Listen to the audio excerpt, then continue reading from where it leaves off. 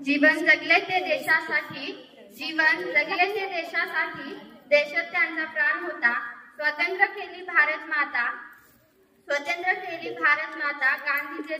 गांधीजी ते फार महान।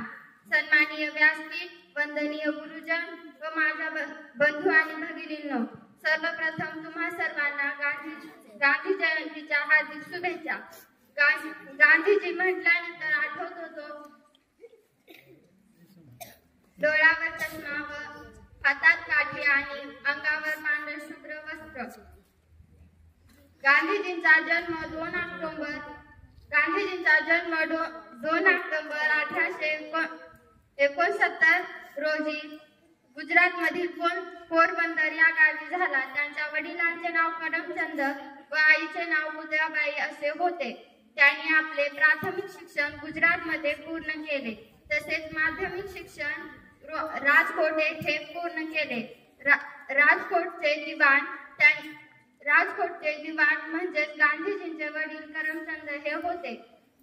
त्यांनी वकिलीचे शिक्षण घेण्यासाठी ते इंग्लंडला गेले।